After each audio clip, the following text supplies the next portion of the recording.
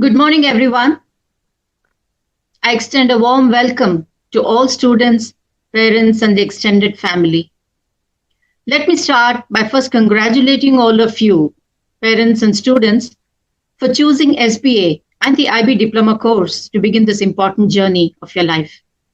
In particular, I would like to share with the new students joining with us today that you're indeed very fortunate to have secured admission for the IBDP program in SBA because you're now becoming a part of an elite group of young men and women of the world who are empowered by this course to become global citizens of the world in the truest sense of the word. The journey that you're all about to commence today is different. It marks the beginning of a new chapter in your life, and the author of which is you. Till now, you have probably had your elders, your parents, your teachers, and others making decisions for you and helping you make choices. But dear boys, from now, it will be you who will take over the steering wheel of your life, and you are going to direct your destiny. The world is in a turmoil today. We are faced with challenges that we never ever imagined will face us. And in this situation, it has become all the more difficult for us to make the right decisions. Life for most of us is characterized by a checklist.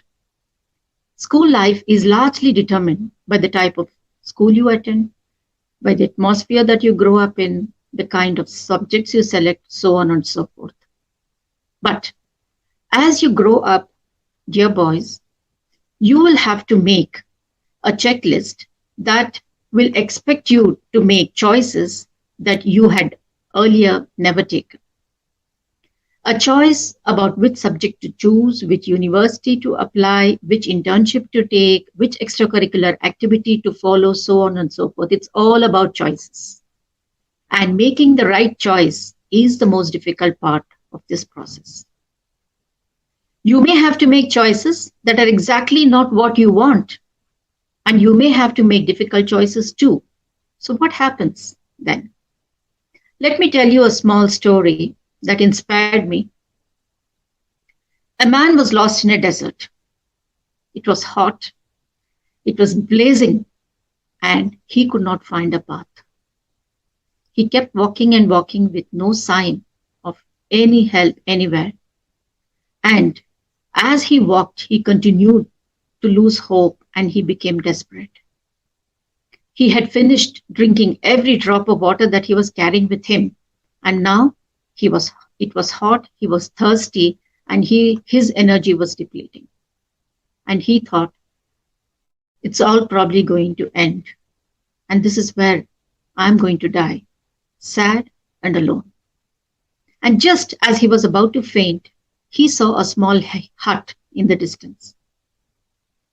His hope was raised. And with all his energy, he walked towards this hut.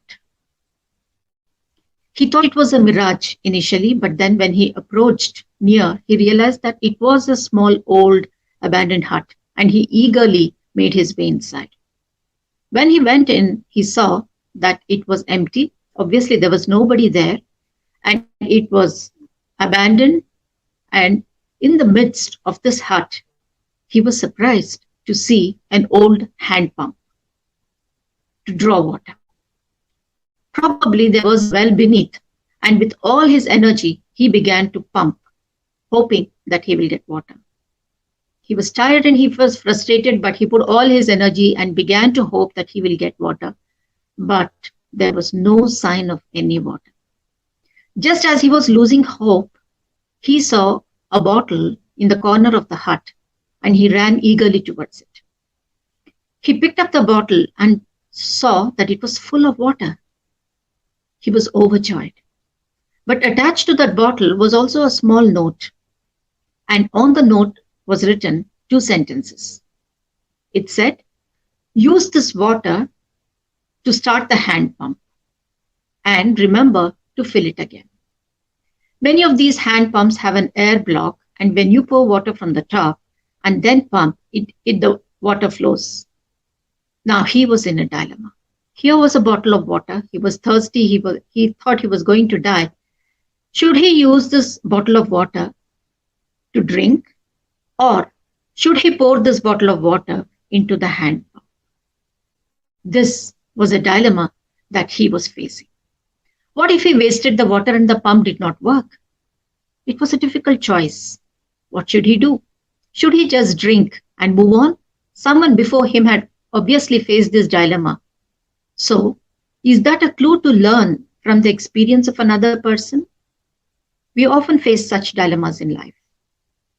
We have to make difficult choices and then be prepared to face the consequences of it.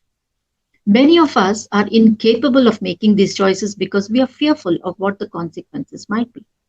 However, we have to make a choice because it is inevitable. So, what did the man do?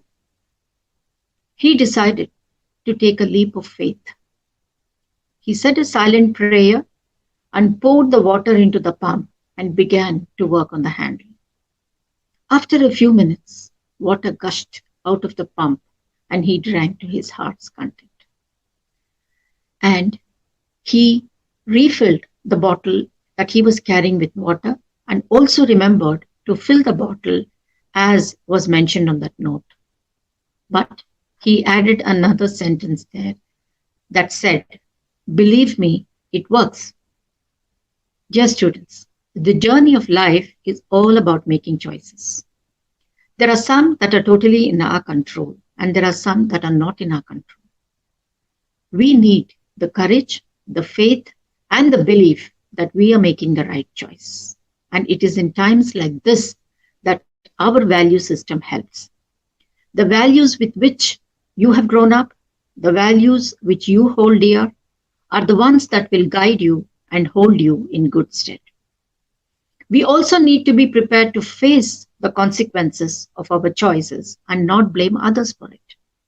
Remember, you are all very fortunate to have your parents, teachers, and friends and others to help you make these choices. But the final result is yours. The path that you have chosen to walk is yours and yours alone. There are others who may walk it with you, but no one can walk it for you. It is your choice alone. In this journey, if you have made choices and the results have been good, remember to share the experience with others. And if the experience has not been good, still remember to share it because there is something to learn out of it. Because we do not get to make all choices. We can't choose our parents.